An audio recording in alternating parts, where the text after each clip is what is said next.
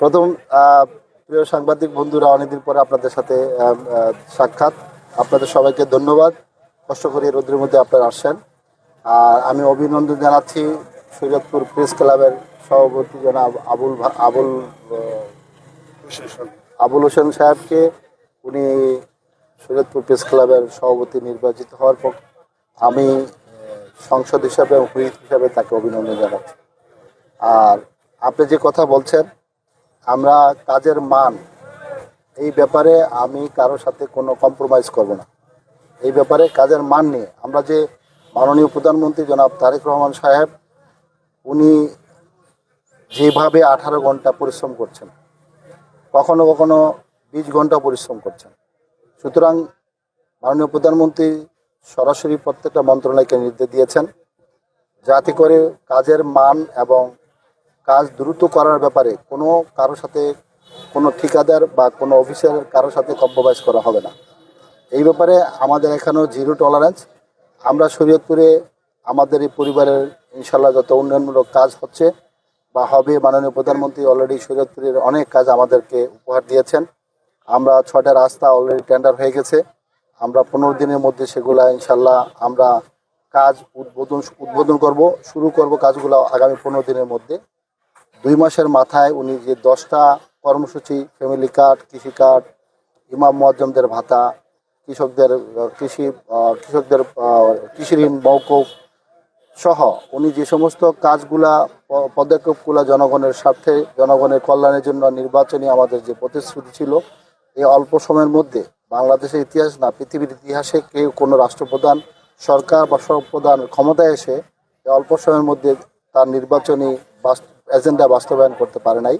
আমাদের মাননীয় প্রধানমন্ত্রী তার অন্তর এবং তার কথার সাথে, তার প্রতিশ্রুতির সাথে তার অন্তর মিল ছিল বিদায়, মানুষের প্রতি ভালোবাসা ছিল বিদায় তিনি কাজটা দ্রুত হয়েছে এবং উনি দ্রুত করতে সক্ষম হয়েছে।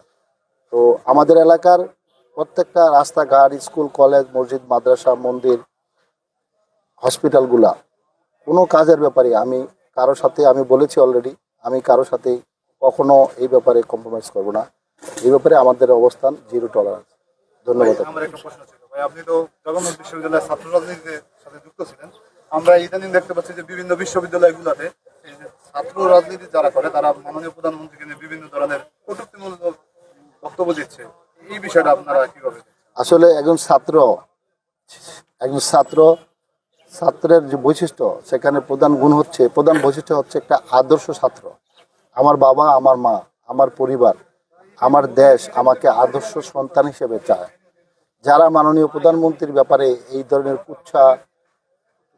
কটূক্তিমূলক কথা বলছেন, তারা আসলেই ওই জায়গায় আদর্শ সন্তান হিসাবে, আদর্শ ছাত্র হিসাবে বা আদর্শ দল হিসাবে কখনোই নিজেকে প্রমাণিত করছেন না। উল্টা মানুষ জানছেন যে সে একজন বিপদগামী ছাত্র হিসাবে, বিপদগামী দল হিসাবে সে তার নিজের পরিচয়কে প্রতিষ্ঠিত করে।